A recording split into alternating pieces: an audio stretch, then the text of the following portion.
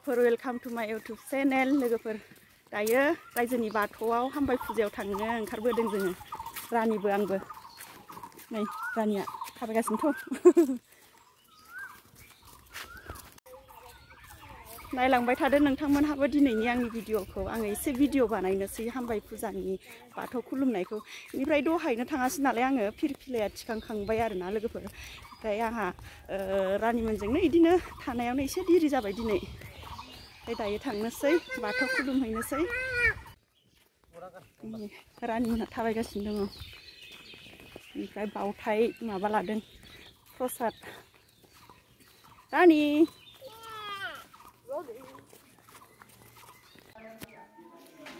थुदो मामि मानो थाथ'खो ओइ मा खालामदों नोंसोरो आसोलफ्रा मबाइल नायगासिनो दं इनि फैद' खुलुमफैनाया साला मबाइलसो नायगासिनो बिसोरो सोरनि मबाइल नायदों नोंसोरो नोंखौ देखायनाङालै नोंखौनो देखायनिलां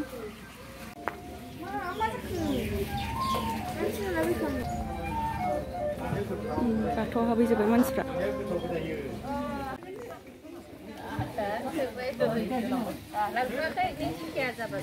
संबायानो नामा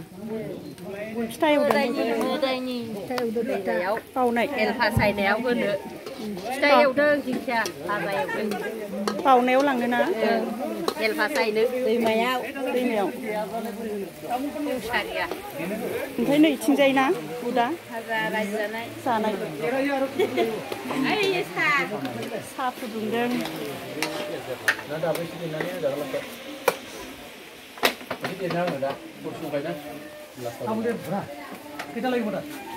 मानो फैखो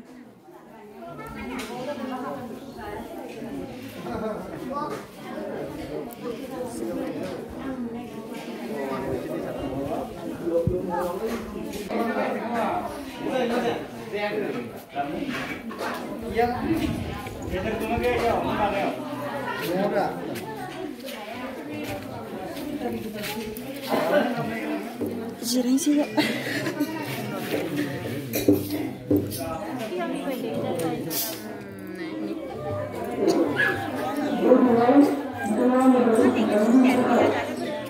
फुंबिलिनो आर'नाइ सोना होनो नागिरदों रायजोफोरा मेट्रिक फरिखायाव फार्स्ट डिभिजन जानायनि थाखाय दाख्लै मेट्रिक फरिखानि रिजाल्टआव फार्स्ट डिभिजन जादोंमोन बियो बेनिफ्राय दिनैहाय आर'नाइ सोना होनो नागिरदों आरो नायदो लोगोफोर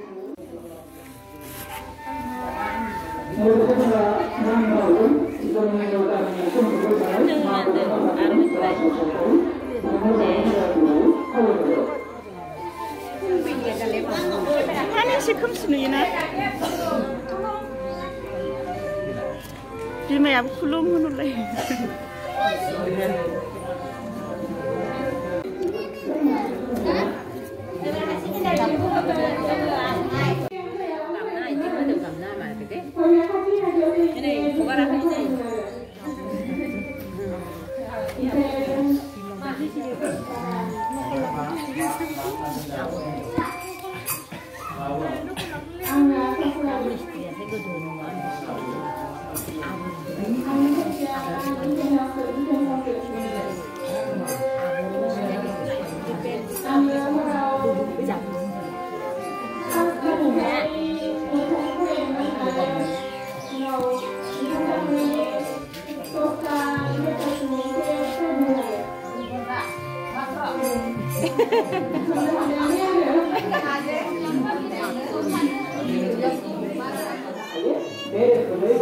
मावनो हायोब्लासो साननो हायोब्लासो जोङो जेब्लायबो गावखौनो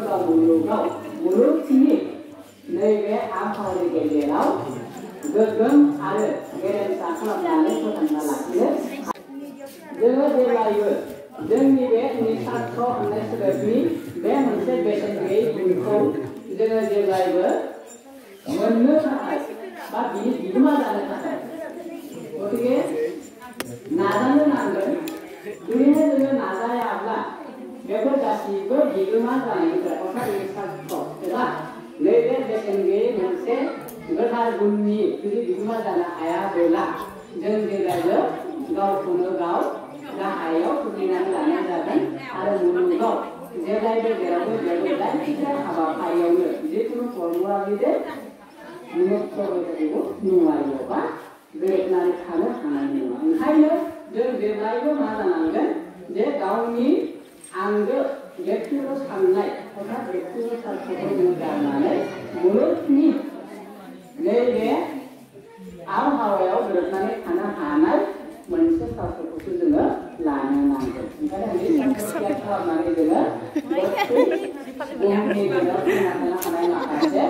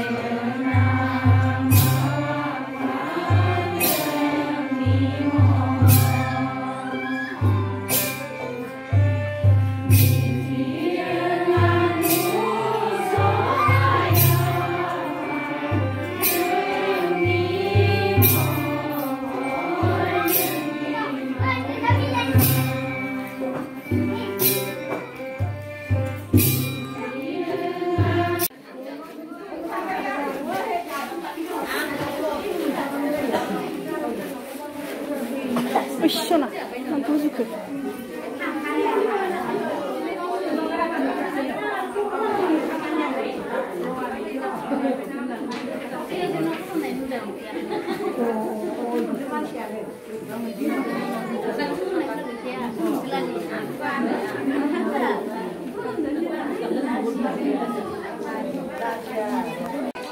Bathौ खुलुमखांबाय लोगोफोर दाना साहा लोंनायनि लाहार फाहार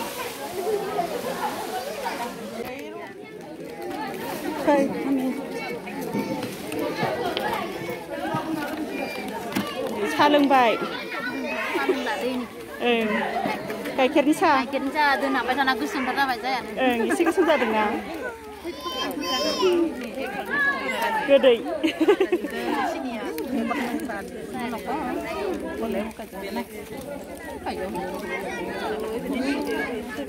लोंदो दे साहा लोंसै दै गोथाव नालाय गोथाव नै साहा होबायानो जोंनो मोनाखैनो गुरमाखौ लाबोथ'वाखै दा लाबोगोन आं आयु आयु गुरमाबो जागोन बोरो गिलासालाय बोरो राजा राजा आं दानदों दे लों दे राजा दै ओइ नै हामानोबा गाबख्रावलाबायोबो साहा लोंसै नोंबो हा दा थाव होमबा गाबो उन्दुना दा सिखारदों हा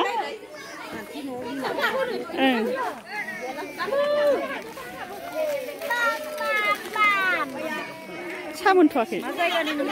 साहा दा खोन्थाफारानिसो आङो खोन्थाथ'नाय जायाखै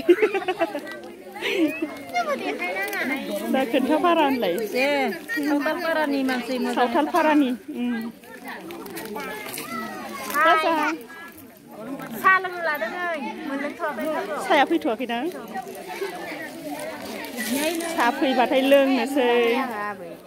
खालि खालि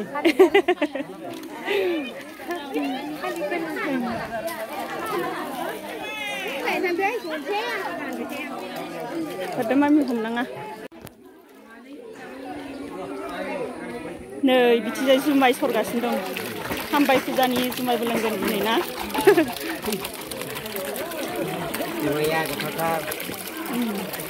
गोदै ना जि आराम सरथारदों माथो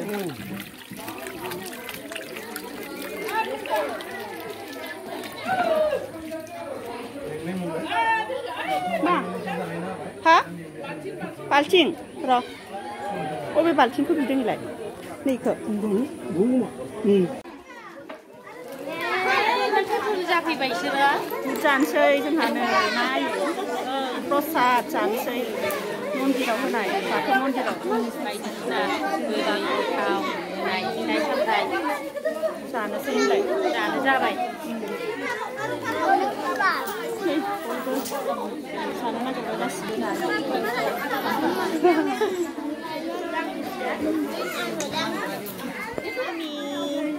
ayo mamiya mami bujanaya goथाव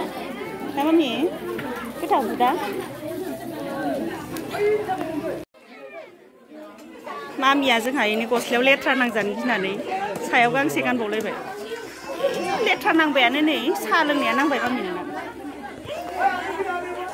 फुंबिलि फुंबिलिलायनो माबा खुलुमथि ओइनै साया गोलैगुलायबायना जादो दे गोथाव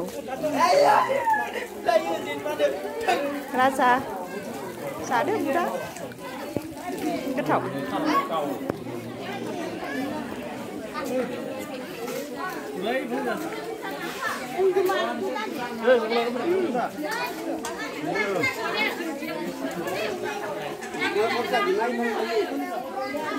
बुद एवनाय रानदों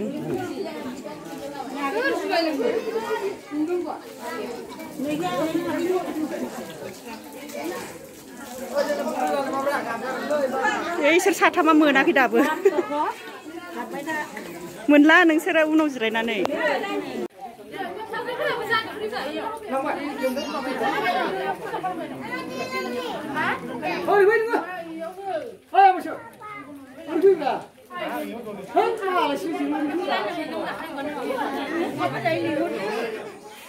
बाथौ खुलुमखांनानै जाखांबायबो बुदमा जाखांबायबो लोगोफोर दानिया थांनोसै न'आवहाय लोगोफोर दिनैनि भिडिअखौ आङो बेखिनियावनो दोनथ'नोसै नेक्स्ट भिडिअ आरो लोगो मोनफिनसिगोनलाय बाय बाय रानि मोना नै बाबु रानि